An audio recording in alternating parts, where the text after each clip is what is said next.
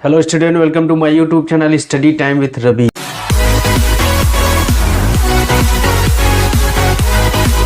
मैं हूं रवि कांतपाल। यदि आप मेरे चैनल पर नए हैं तो मेरे चैनल को सब्सक्राइब करें और मेरी वीडियो को लाइक शेयर उस पर कमेंट करें और नई वीडियो की नोटिफिकेशन के लिए बेल आइकन जरूर दबाएं। तो आइए आज एक टॉपिक लेके आया हूँ, क्लास 10th के मैथमेटिक्स का टॉपिक है। टॉपिक का नाम है परिमेय संख्याओं का उनके दशमलव प्रसार के आधार पर वर्गीकरण, classification of rational number on the basis of their decimal expansion. तो आइए जानते हैं हम लोग कि दशमलव प्रसार के आधार पर, डेसिमल एक्सपेंशन के आधार पर परिमेय संख्याएं कितने प्रकार की होती हैं, उनके कितने प्रकार होते हैं। अब कोई भी दी गई परिमेय संख्या होती है, उसका दशमलव प्रसार के आधार पर उसको दो मुख्य वर्गों में बांटा गया है। पहला इसमें होता है, पहला को बोला जाता है शांत दशमलव।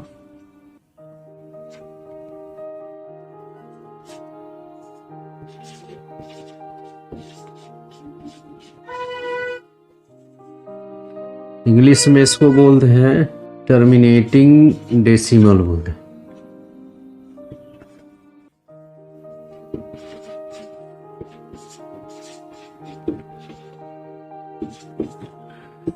दूसरा इसका प्रकार होता है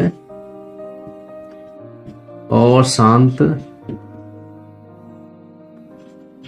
पुनरावर्ती दशमलव।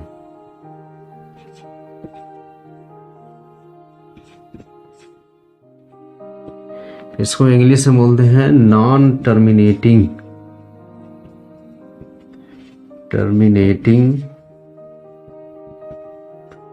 Repeating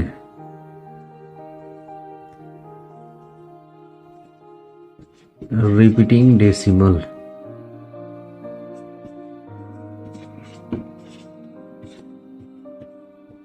non terminating repeating decimal कि कोई भी दी गई परिमेय संख्या को जब दशमलव में बदला जाता है, यानी उनका दशमलव प्रसार किया जाता है, तो उनके अंकों की प्रकृति के आधार पर, दशमलव में प्राप्त अंकों की प्रकृति के आधार पर इसको दो वर्गों में बांटा गया है, शांत दशमलव और शांत पुनरावर्ती दशमलव, टर्मिनेटिंग डेसिमल और नॉन टर्मिनेटिंग रिपीटिंग डेसिमल।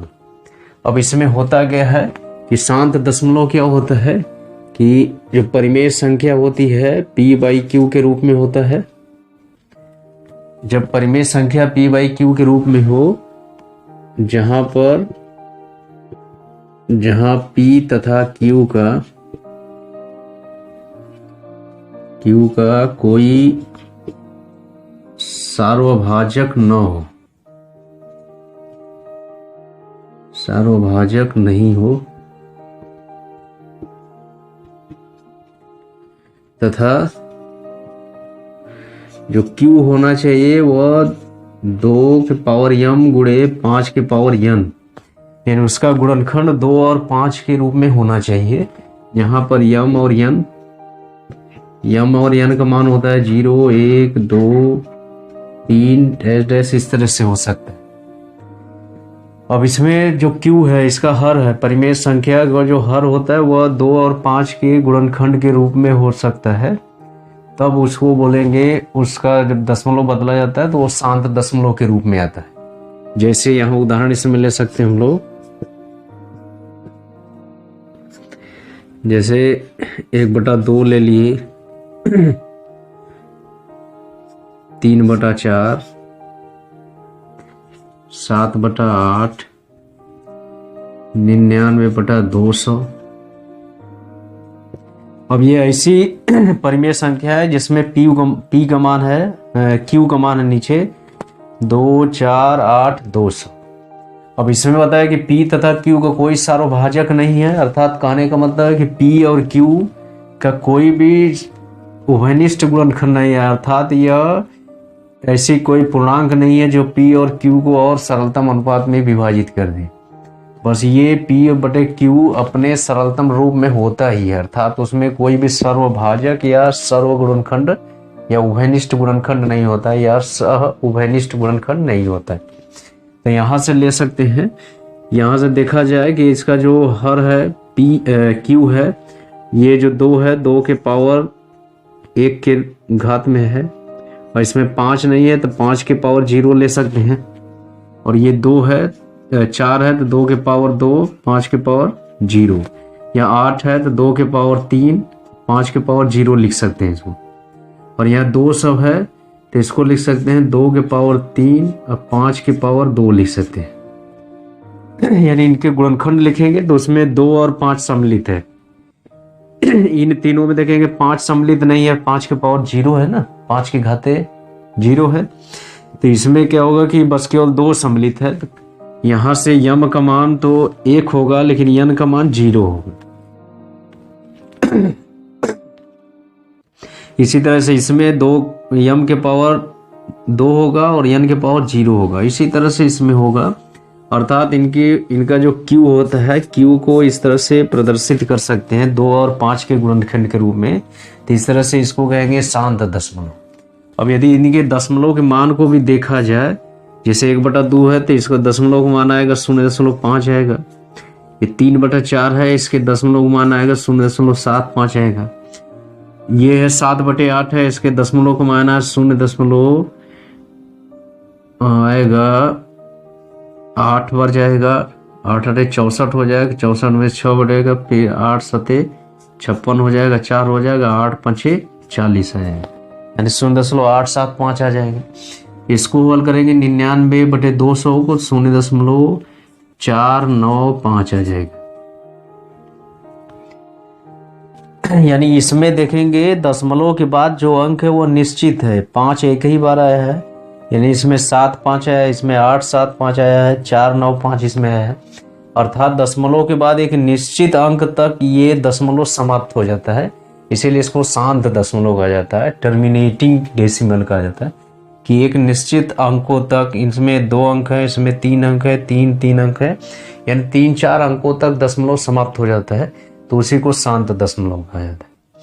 अब इसके बाद आता है अशांत पुनरावर्ती दशमलव, नॉन टर्मिनेटिंग रिपीटिंग डेसिमल। क्या होता है कि इसमें इसको भी, ये परिमेय संख्या का रूप ही है, तो इसको भी p/q के रूप में प्रदर्शित किया जाता है, जहां पर p और q का, यहाँ p तथा q का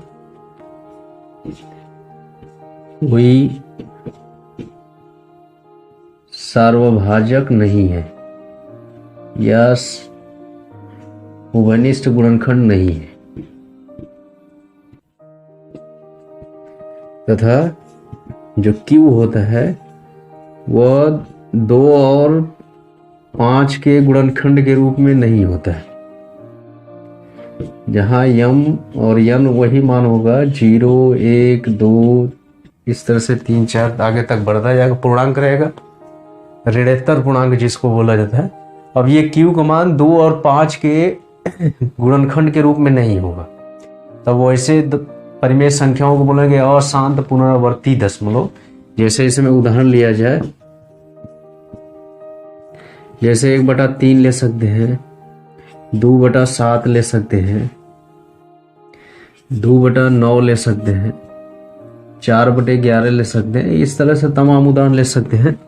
इसमें जो Q का मान है 3 है, 7 है, 9 है, 11 है, तो यहाँ जो Q का गुणनखंड लिखा जाए तो ये 3 के पावर 1 आएगा, ये 7 के पावर 1 आएगा, ये 3 के पावर 2 आएगा, ये 11 के पावर 1 आएगा, इसी तरह से आ सकता है। तो यहाँ देखा जाएगा कि ये 2 के पावर यम गुणे 5 के पावर यन के गुणनखंड के रूप में नहीं है, क्योंकि इसके गुणनखंड में ना तो 2 है ना तो 5 है, बस केवल 2 और 5 के अलावा है, 3 है, 7 है, 3 है, 11 है। तो ऐसे परिमेय संख्याओं को जब उनका दशमलव प्रसार होगा तो उसमें वह अशांत पुनरावर्ती दशमलव के रूप में आएंगे। जैसे देखा जाए, जब इनका दशमलव प्रसार होगा तो 1/3 का दशमलव प्रसार होगा तो 0.333 ऐसे कई बार आएगा। ये 3 जो अंक होगा उसकी बार बार पुनरावृत्ति होगी। अब जो 7 है, 7 को 2/7 को दशमलव बदलेंगे तो 0.2 बार जाएगा, 14 हो जाएगा, 60 हो जाएगा, फिर 7 8 बार जाएगा, फिर 40 हो जाएगा, फिर 7 5 35 हो जाएगा, फिर 7 7 49 आएगा, फिर 1 बचेगा, 7 1 7 आएगा। इसी तरह से अंक चलता रहेगा। फिर इसके बाद ये 2/9 को बदलेंगे दशमलव में तो आएगा 0.9 2 बच जाएगा, 9 दूना 18, फिर 2 बचेगा, 9 दूना 18, यानी 2 बार बार इस तरह से अंक चलता रहेगा। फिर 4/11 को बदलेंगे तो 0.3 आ जाएगा, 40 हो जाएगा, तो 11 3 33, 3 बच जाएगा 7, फिर अगर 70 हो जाएगा, तो 11 छक्का 66, 4 बचेगा, फिर 3 आएगा, फिर 6 आएगा, ये बार बार चलता रहेगा। ये इसमें देखेंगे कि जो अंक है 3 बार बार इसकी पुनरावृत्ति होती है, इसीलिए इसको, अब ये दशमलव समाप्त होने वाला नहीं है, दशमलव के बाद ये अंक 3 बार बार चलता रहेगा, अनंत स्थितियों तक चलता रहेगा, इसीलिए इसको अशांत बोला जाता है। पुनरावर्ती यानी रिपीटिंग, यानी ये जो 3 अंक होता है बार बार रिपीट होता है, उसका पुनरावृत्ति होती है, इसलिए इसको अशांत पुनरावर्ती दशमलव कहा जाता है। अब इसमें भी देखेंगे 2 8 5 7 1 के बाद दशमलव बढ़ता जाएगा, तो इसमें किसी एक निश्चित अंक की पुनरावृत्ति नहीं होती है, ये अंक क्रमशः मिलते जाते रहते हैं, इसलिए इसको अशांत दशमलव कहेंगे। फिर यहाँ 2 जो अंक है 2, इसकी बार बार पुनरावृत्ति होती है, इसमें 2 अंक 3 और 6 की बार बार पुनरावृत्ति होती है, 3 6 3 6 3 6 इस तरह से चलता रहता है। तो इसमें देखा जाएगा कि जिसमें एक निश्चित अंक की पुनरावृत्ति होती है उसको पुनरावर्ती अशांत पुनरावर्ती दशमलव कहा जाता है, जिसमें किसी भी अंक की निश्चित पुनरावृत्ति नहीं होगा, वो अंक धीरे धीरे क्रमशः आगे बढ़ता जाएगा, तो उसे अशांत दशमलव कहा जाता है। ये जो पुनरावृत्ति होता है उसको इस तरह से भी प्रदर्शित किया जाता है कि यहाँ 3 अंक की पुनरावृत्ति हो रहा है, दशमलव के 3 अंक के बाद इसमें बार लिख देते हैं, इस 3 अंक के ऊपर बार लिखते हैं, अर्थात ये 3 अंक बार बार आएगा। या बार न लिख के उसको ऐसे पॉइंट भी लिखा जाता है, इस तरह से 3 के ऊपर एक पॉइंट दिखा देंगे, और इसको कोई अंक की निश्चित पुनरावृत्ति नहीं होती है, इसलिए इसको ऐसे लिखेंगे, अशांत दशमलव ही रहेगा। इसको लिख सकते हैं 0.2 बार लिख सकते हैं, या 0.2 पर पॉइंट एक लिख सकते हैं। इसमें 3 6 दोनों अंक की पुनरावृत्ति होती है, इसलिए 3 6 दोनों पर बार लिख सकते हैं, या 0.3 6 दोनों अंक पर पॉइंट दिखा सकते हैं। तो ये होता है अशांत पुनरावर्ती दशमलव का प्रदर्शन होता है, कि उसको बार या पॉइंट द्वारा प्रदर्शित करता है, जिस अंक की पुनरावृत्ति होती है उसी पर यह प्रदर्शित किया जाता है। तो आज हम लोग सीखे यहाँ पर शांत दशमलव और अशांत पुनरावर्ती दशमलव।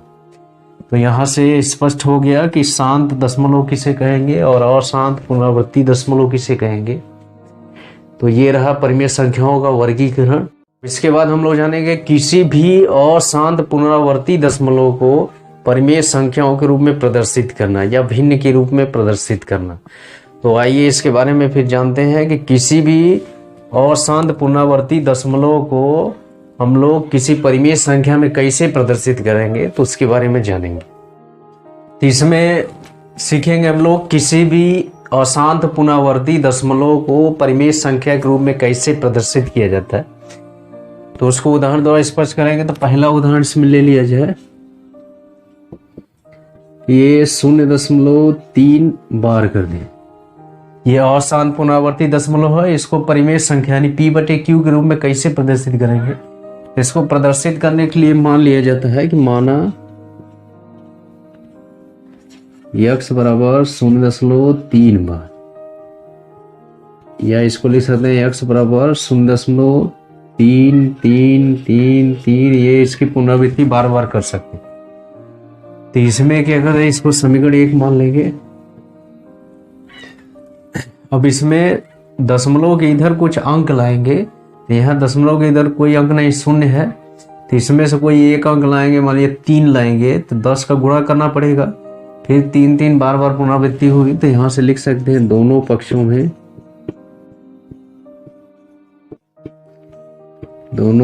में 10 से गुणा करने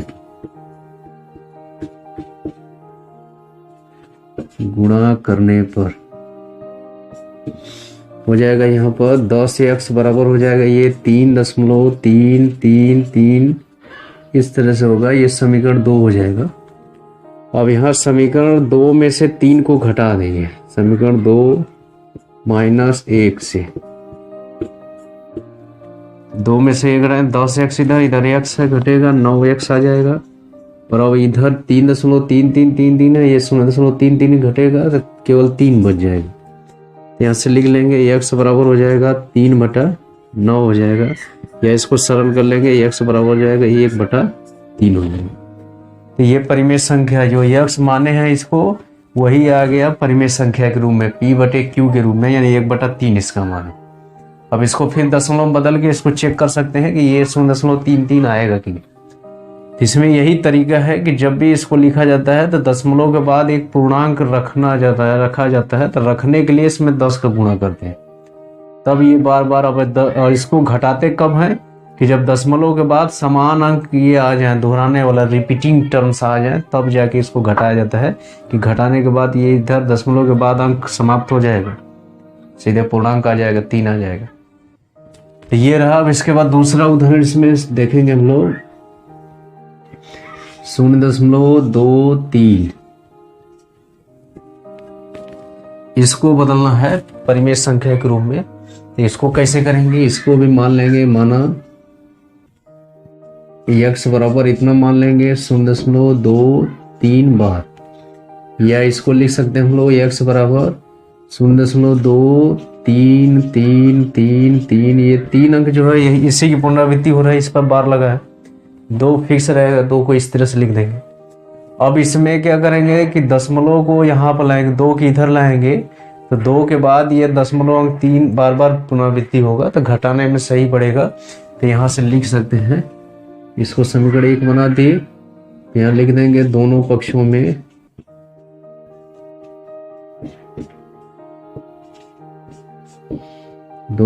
में इसमें 10 का गुणा करेंगे, दोनों पक्षों में 10 से गुणा करने पर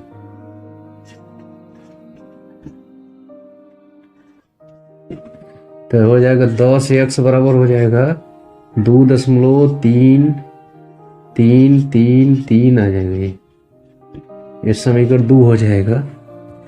अब इसके बाद क्या करेंगे इसमें कि यदि इसको घटाएंगे, समीकरण 1 और 2 में से घटाने का उद्देश्य क्या है कि घटाने के बाद जो दशमलव के बाद अंकों की पुनरावृत्ति हो रहा है वो पूर्ण रूप से समाप्त हो जाए, घटने के बाद 0 हो जाए और केवल दशमलव के इधर ही अंक बचे। तो इसको घटाएंगे तो ये घटेगा नहीं, घटने के बाद ये 2 3 3 3 है, यहाँ 3 3 3 है, तो ये कैंसिल होगा, लेकिन ये बच जाएगा, तो पूरी तरह समाप्त नहीं होगा। तो इस तरह से फिर इसमें 100 का गुणा करेंगे, यानी 3 के बाद लाएंगे, 23 के बाद हो जाएगा, तब जाके उसमें होगा। यहाँ लिख देंगे समीकरण 1 में 100 से गुणा करने पर हो जाएगा, यहाँ 100 से गुणा करेंगे तो 100x हो जाएगा, 100x बराबर हो जाएगा 23.3333 हो जाएगा, ये समीकरण 3 ले लेंगे।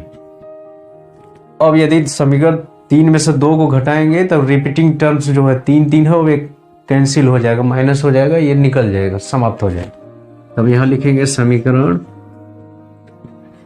3 - 2, समीकरण 3 से समीकरण 2 घटाने से घटाएंगे तो इसमें 100 में से 10 जाएगा, 90x हो जाएगा, और इधर से घटेगा तो 23 में से 2 निकल जाएगा, 21 हो जाएगा, और इधर 0 हो जाएगा, सीधे 21 आ जाएगा, यानी x बराबर आ जाएगा 21/90 हो जाएगा। इसको और सरल कर देंगे तो आ जाएगा 7/30 हो जाएगा, 7 लिख के 21 और 30 दिए 90, यानी 7 इसका मान 30 हो जाएगा। तो ये परिमेय संख्या के रूप में प्रदर्शित हो गए। तो इस तरह से परिमेय दिए गए अशांत पुनरावर्ती दशमलव को हम लोग परिमेय संख्या में बदलते हैं। तो इसको 10 का 100 का गुणा क्यों करते हैं कि घटाने के बाद ऐसी स्थिति में आ जाए कि घटाने के बाद जो अंक की पुनरावृत्ति हो रही है वो घटाने पर समाप्त हो जाए। तो ये 2 उदाहरण इसमें देखें कि किसी भी अशांत पुनरावर्ती दशमलव को परिमेय संख्या के रूप में कैसे बदला जाता है। अब इसके बाद एक और उदाहरण देखते हैं तो स्पष्ट हो जाएगा कि किस तरह से अशांत पुनरावर्ती दशमलव को परिमेय संख्याओं के रूप में प्रदर्शित करते हैं। तीसरा प्रश्न देखेंगे 0.36। अब ये दोनों अंक पर बार लगा रहेगा। अब इसको कैसे बदलेंगे, इसमें मान लेंगे कि माना x बराबर 0.36 अब इसका प्रसार करेंगे तो 3 6 3 6 ये बार बार आता रहेगा। अब इसमें क्या करेंगे, कितना गुणा करेंगे, ये 3 6 बार बार आता है। तो इसमें यदि 10 का गुणा करेंगे तो 0.3 अंक 0.6363 आ जाएगा। तो फिर पुनरावृत्ति अंक जो 3 6 3 6 ये कैंसिल होना चाहिए। तो इस तरह से इसमें सीधे 100 को गुणा करेंगे तो यहाँ पर आ जाएगा दोनों पक्षों में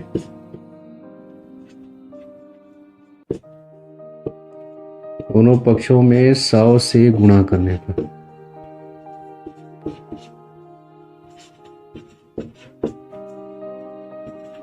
सौ से गुणा करेंगे आ जाएगा यहाँ पर 100x बराबर आ जाएगा 36.363636। इस तरह से है। इसको समीकरण 1 बना लेंगे, इसको समीकरण 2। अब इसको घटाएंगे तब देखिए 3 6 3 6 रिपीटिंग जो टर्म्स हैं वो कट जाएंगे, कैंसिल हो जाएंगे। यहाँ पर लिख देंगे समीकरण 2 को 1 से घटाने पर, घटाएंगे तो 100 में से x आएगा, 100x में से एक ही x निकलेगा, हो जाएगा 99x बराबर 36 आ जाएगा। या इसको हल करेंगे तो x बराबर आ जाएगा 36/99। इसको सरल कर दीजिए, x बराबर आ जाएगा 4/11 हो जाएगा। तो ये इसको 0.36 बार को परिमेय संख्या 4/11 के रूप में प्रदर्शित कर सकते हैं। तो इस तरह से ये जो तरीका है इसको अपनाकर हम किसी भी अशांत पुनरावर्ती दशमलव को परिमेय संख्या के रूप में प्रदर्शित कर सकते हैं। इसमें ध्यान देने योग्य बातें यही है कि जब भी 10 का 100 का 1000 गुणा करते हैं तो ये ध्यान रखते हैं कि दशमलव के बाईं तरफ ऐसा अंक आ जाए कि दशमलव के दाहिने तरफ जो अंक होते हैं रिपीटिंग टर्म्स वाले होते हैं वही आए, जिससे आसानी से घटाने पर वो आसानी से रिपीटिंग टर्म्स जो होते हैं समाप्त हो जाए। तो इस तरह से हम लोग इसको x मान के समीकरण बना के 10 का गुणा करके 100 का गुणा करके घटाकर हम लोग अशांत पुनरावर्ती दशमलव को परिमेय संख्या में बदल सकते हैं।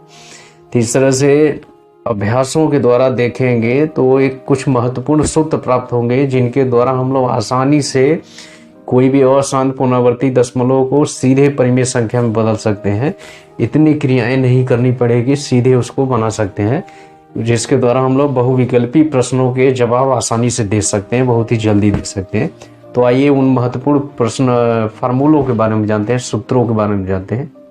इसमें फार्मूला इस तरह से है कि पहले जब यह 0 के बाद एक अंक हो उस पर बार लगा हो तो बस सीधे p/9 यानी उस अंक की तुलना में 9 बस लिख देंगे। और जब दशमलव के बाद 2 अंक है दोनों पर बार लगा है तो PQ/99 लिखेंगे, इसका भी 9 इसका भी 9 99 लिखेंगे। दशमलव के बाद 3 अंक हो तीनों पर बार लगा हो तो तीनों अंक को मिला के अंक लिखेंगे अपान तीनों के साथ 9 लिख देंगे, इसमें 999 हो। फिर इसके बाद दशमलव के बाद PQ 2 अंक हो बस Q पर बार हो P पर नहीं हो तो इसको पूरा अंक मिला के लिखेंगे PQ माइनस जो बिना बार वाला है उसको माइनस कर देंगे और बार वाले के तुलना में एक 9 लिखेंगे, बिना बार वाले के 0 लिखेंगे, यानी 90 हो जाएगा। इसी तरह से इसमें दशमलव PQR में होगा तो पूरा अंक मिला के लिखेंगे PQR और माइनस बिना बार वाले को घटा देंगे। अब बार वाले के लिए 9 लिखेंगे, बिना बार के लिए 0 लिखेंगे। तो इन दो बार वाले हैं तो 9 हो जाएगा, बिना बार वाला है 0 हो जाएगा, यानी 990 हो जाएगा। इसी तरह से दशमलव PQR है बस केवल R पर बार है तो तीनों अंक को मिला के लिखेंगे PQR और माइनस बिना बार वाले को माइनस कर देंगे और बार वाला पे एक ही अंक पर बस बार है तो इसको 9 लिखेंगे, बिना बार वाले के लिए 0 लिखेंगे, यानी 900 हो जाएगा। इस तरह से लिख सकते हैं। अब यदि दशमलव के बाद कोई अंक हो जैसे P हो, दशमलव के बाद Q हो फिर यहाँ बार हो तो P को सही में लिख सकते हैं, मिक्स्ड रेशनल नंबर में लिख देते हैं, मिश्र भिन्न के रूप में लिख सकते हैं। तो P को यहाँ पर लिख देंगे साइड में और फिर Q/9 वही जो नियम पहले वाला रख देंगे। फिर यहाँ P दशमलव QR है, QR पर बार है तो P को यहाँ लिख देंगे सही में। फिर यहाँ QR/ दोनों बार के लिए 9 लिखेंगे तो 99 हो जाएगा। फिर P दशमलव QRS है तीनों पर है तो P को इधर लिखेंगे QRS बटे 999 लिख देंगे, क्योंकि तीनों पर बार है तो तीनों के बार है तो 9 तीनों के लिए लिखेंगे तो 999 हो जाए। इसी तरह से ये है QR है दशमलव के बाद, तो P को सही बटा में इस नियम से लिख देंगे। फिर पूरा अंक को मिला के लिखेंगे QR माइनस बिना बार वाले को घटा देंगे, फिर बार वाले के लिए 9 लिखेंगे, बिना बार के लिए 0 लिखेंगे तो 90 हो जाएगा। फिर इसी तरह से इसमें लिखेंगे RS के लिए, तो QRS पूरा मिला के लिखेंगे, फिर बिना बार वाला Q को माइनस कर देंगे, फिर 2 बार के लिए 9 लिख देंगे, 1 बार के लिए 0 लिख देंगे तो 990 हो जाएगा। तो ऐसे ही इसी तरह से P दशमलव QRS केवल यस पर बार है तो P को सही में लिख देंगे, फिर QRS तीनों अंक को मिला के लिखेंगे, फिर माइनस बिना बार वाले QR को घटा देंगे, फिर 1 पर बार है 1 अंक पर तो उसके लिए 9 लिखेंगे, बिना बार वाले अंक के लिए 0 लिख देंगे, 900 हो जाएगा। तो इस तरह से इसको लिख सकते हैं कि जो बार जिस पर प्रदर्शित रहता है या पॉइंट प्रदर्शित रहता है उसके लिए 9 लिखते हैं, जिस पर नहीं रहता है उसके लिए 0 लिखते हैं और ऊपर अंश में उसको घटा देते हैं पूरे अंक में से। तो इसको उपयोग करके हम किसी भी उदाहरण को हम लोग सिद्ध कर सकते हैं, इसका उपयोग करके देख सकते हैं। जैसे इसमें इसका देखा जाए सभी का, तो सभी का उपयोग करके हम लोग किसी भी अशांत पुनरावर्ती दशमलव को परिमेय संख्या के रूप में बदल सकते हैं। तो कैसे बदलेंगे आइए उसको देख लिया जाता है। जैसे इसके लिए उदाहरण देखा जाए, इसके लिए उदाहरण देखा जाए कि मान लीजिए ले लिया जाए 0.3, इसके लिए उदाहरण ले लिया 0.3 ले लिया जाए, तो यहाँ पर कितना हो जाएगा, इसके अनुसार हो जाएगा P की जगह 3 है तो 3/9 हो जाएगा। इसको हल करेंगे तो 1/3 आ जाएगा। इसको चेक भी कर सकते हैं, 1/3 को बदलेंगे तो उतना आएगा 0.3333 आएगा। अब यहाँ पर ले सकते हैं 0.34 ले लिए, दोनों अंक पर बार ले लिए तो इसके नियम के अनुसार होगा 34/99 हो जाएगा।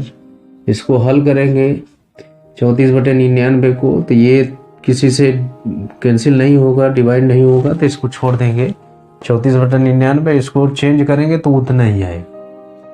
इसी तरह से इसका उपयोग कर सकते हैं 0.234 ले लिए, तीनों को बार ले लिए, तो यहाँ लिख सकते हैं 234/999 लिख सकते हैं। अब ये कैंसिल होने लायक नहीं है, डिवाइड नहीं होगा, तो उसको उसी तरह से छोड़ देंगे। इसी तरह सभी का हम लोग यूज कर सकते हैं, उसका मान निकाल सकते हैं। जैसे इसका देखना है तो इसके लिए एग्जांपल ले सकते हैं हम लोग 0.36 ले लिए, इस पर 6 पर बार दिखा दिए। तो इसको बदलना है तो क्या करेंगे, PQ माइनस P लिखेंगे, तो PQ का मतलब दोनों अंक मिला के 36 लिखेंगे, माइनस P घटा देंगे 3 हो जाएगा बटे 90 हो जाएगा। इसको हल करेंगे आ जाएगा 36 में 3 घटेगा 33/90। इसको सॉल्व करेंगे 11/30 आ जाएगा। ये परिमेय संख्या में इसको बदल सकते हैं। इसी तरह से सभी का उपयोग करके हम लोग अशांत पुनरावर्ती दशमलव को परिमेय संख्या के रूप में प्रदर्शित कर सकते हैं। तो अपने भी करके इसको देख सकते हैं, और हमें जब उसका आसान तरीका समझ में आ जाए तो हमें कमेंट बॉक्स में ज़रूर कमेंट करिएगा। तो आज हम लोग सीखे कि जो परिमेय संख्याएं होती हैं वह 2 तरह की होती हैं। शांत दशमलव, दशमलव प्रसार के आधार पर 2 प्रकार की होती हैं, शांत दशमलव और अशांत पुनरावर्ती दशमलव, जिसमें बताया गया है कि शांत दशमलव में कि उनका जो हर होता है Q वाला मान वह 2 और 5 के गुणनखंड के रूप में रहेगा, तो उसको शांत दशमलव कहेंगे। और जिसमें 2 और 5 के गुणनखंड के रूप में नहीं रहेगा Q का मान या हर का मान, वह अशांत पुनरावर्ती दशमलव होगा। तो इस तरह से हम लोग बिना दशमलव प्रसार किए भी परिमेय संख्याओं को पहचान सकते हैं कि कौन शांत दशमलव है, कौन अशांत पुनरावर्ती दशमलव है। तो उसके लिए वही उसका गुणनखंड देखना होगा हर का यानी Q का, कि 2 और 5 के रूप में है कि नहीं। यदि 2 और 5 के रूप में होगा तो शांत दशमलव कहेंगे, 2 और 5 के रूप में नहीं होगा तो अशांत पुनरावर्ती दशमलव कहेंगे। तो इस तरह से तमाम प्रश्नों को इसके आधार पर हल कर सकते हैं, और अशांत पुनरावर्ती दशमलव को परिमेय संख्या के रूप में भी प्रदर्शित कर सकते हैं, जिसके लिए हम लोग बताए थे परंपरागत तरीका, ट्रेडिशनल वे उसका बताए थे, तो उसमें यक्स मान लेते हैं, उसमें 10 100 को गुणा करते हैं, किस तरह से करते हैं उसके बारे में बताया गया। तो इस तरह से निष्कर्ष रूप में निकला। तो कुछ महत्वपूर्ण ऐसे सूत्र हैं जिसके द्वारा हम लोग आसानी से किसी भी अशांत पुनरावर्ती दशमलव को परिमेय संख्या के रूप में बदल सकते हैं। तो आज के लिए बस इतना ही। अब इसके बाद नए टॉपिक के साथ आएंगे, तब तक के लिए धन्यवाद।